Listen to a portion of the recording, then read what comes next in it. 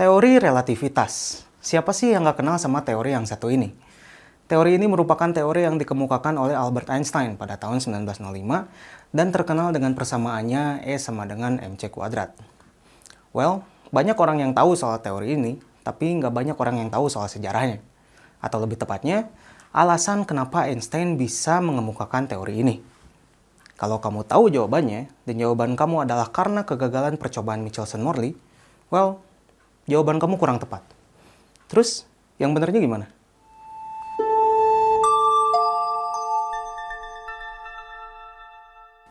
Ada dua teori relativitas. Yang pertama, teori relativitas khusus, dan yang kedua, teori relativitas umum.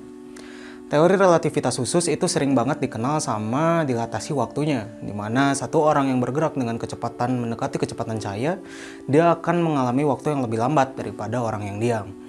Kalau teori relativitas umum itu sering banget dikenal dengan lengkungan ruang dan waktu yang menyebabkan adanya gravitasi.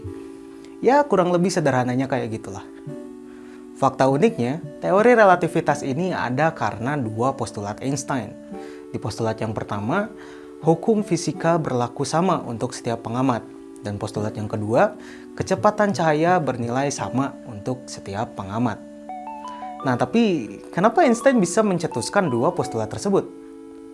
Permasalahannya muncul dari persamaan Maxwell tentang elektromagnetisme.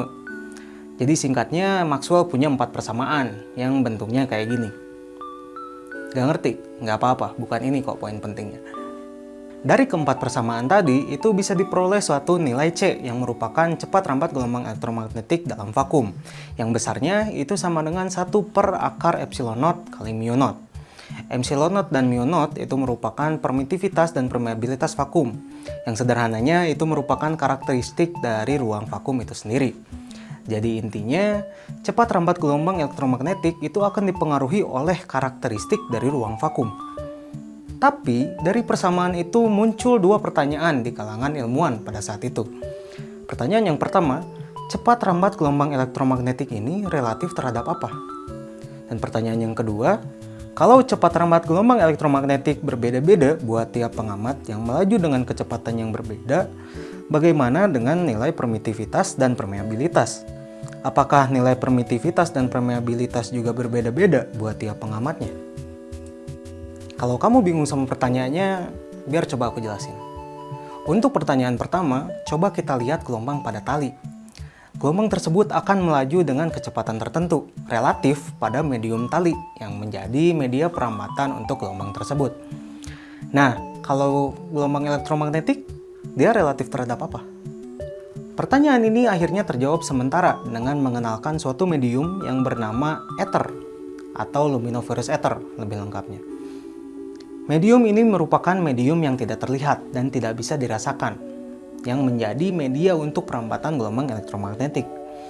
Medium ini juga menjadi patokan untuk pergerakan objek-objek di alam semesta, termasuk cahaya, yang akhirnya disebut sebagai absolute rest frame. Tapi, percobaan Michelson-Morley itu menunjukkan hasil yang negatif terhadap medium ini. Dan akhirnya ilmuwan-ilmuwan seperti Fitzgerald, Poincare, dan Lorentz itu mencoba untuk menjelaskannya, namun dengan tetap mempertahankan adanya absolute rest frame. Ya, tentu aja penjelasan yang mereka berikan gagal, karena emang nggak ada yang namanya absolute rest frame dalam semesta. Cuma ya, kan karena emang mereka nggak tahu, jadi mereka terusin aja dengan cara mereka sendiri. Untuk pertanyaan kedua, mungkin terdengar kompleks, tapi sebenarnya cukup sederhana sih. Misalnya, kita punya dua orang, si A sama si B. Dan si A sama si B ini lagi ada di luar angkasa, atau lagi ada dalam vakum. Si A ini ceritanya lagi diem, dan si B, dia bergerak dengan kecepatan V terhadap si A.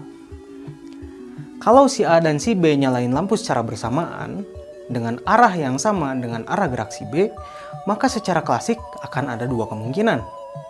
Di kemungkinan pertama, menurut si A, cahaya yang dipancarin si A bakal bergerak dengan kecepatan C, dan cahaya yang dipancarin si B bakal bergerak dengan kecepatan C ditambah V, karena si B punya kecepatan tambahan relatif terhadap si A. Di kemungkinan kedua, kalau cahaya melaju dengan kecepatan yang relatif terhadap suatu absolute rest frame atau ether, berarti menurut si A, cahaya itu akan bergerak dengan kecepatan C dikurangi kecepatan si A relatif terhadap ether. Dan begitu pula menurut si B. Cahaya itu akan bergerak dengan kecepatan C, dikurangi dengan kecepatan si B relatif terhadap ether. Dua kemungkinan tersebut memiliki satu kejanggalan yang sama, di mana si A dan si B melihat kecepatan cahaya yang berbeda-beda, walaupun cahaya tersebut bergerak dalam satu medium yang sama, yaitu vakum.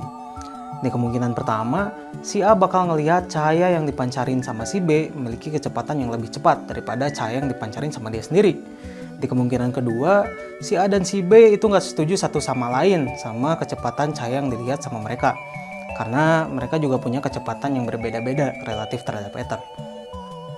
Dari kejanggalan itu, yang jadi masalah adalah gimana dengan nilai permitivitas dan permeabilitas. Kalau kecepatan cahaya dipengaruhi sama nilai permitivitas dan permeabilitas, dan kecepatan cahaya yang dilihat oleh dua pengamat tadi itu memiliki nilai yang berbeda-beda, berarti nilai permitivitas dan permeabilitas juga punya nilai yang beda dong buat tiap pengamatnya.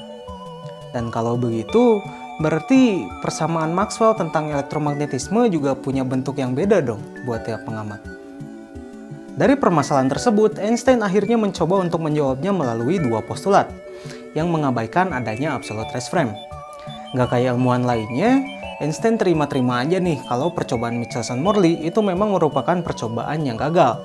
Nggak ada tuh yang namanya absolute rest frame dan nggak ada pula yang namanya ether. Melalui postulat pertamanya, Einstein menjawab pertanyaan kedua. Karena melalui postulat ini, persamaan Maxwell tentang elektromagnetisme itu akan memiliki bentuk yang sama untuk setiap pengamat. Dan postulat ini juga dapat dikatakan sebagai konsekuensi dari postulat kedua yang menjawab pertanyaan pertama. Karena nggak akan ada lagi tuh yang namanya absolute rest frame yang menjadi akar permasalahan percobaan Michelson-Morley.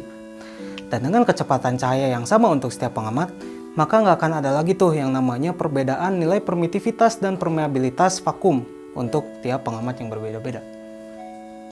Nah akhirnya, dari dua postulat tersebut, Einstein mencoba untuk mencari solusinya secara matematis, dan akhirnya lahirlah teori relativitas, atau lebih tepatnya teori relativitas khusus.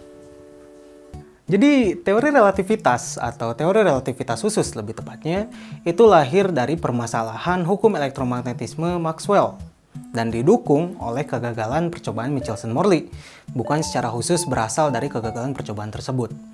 Paper yang dikeluarkan oleh Einstein pada tahun 1905 pun berjudul On the Electrodynamics of Moving Bodies, yang menunjukkan bahwa Einstein itu mencoba untuk menyelesaikan permasalahan elektrodinamika dalam benda bergerak yang muncul dalam hukum elektromagnetisme Maxwell. Terus kalau teori relativitas umum, gimana sejarahnya? Well, mungkin nggak akan dijelasin di video ini, tapi secara singkat, teori itu juga merupakan konsekuensi dari kedua postulat Einstein dan beberapa prinsip lain. Dan ya, mungkin cukup segitu aja video ini. Sampai jumpa di video berikutnya.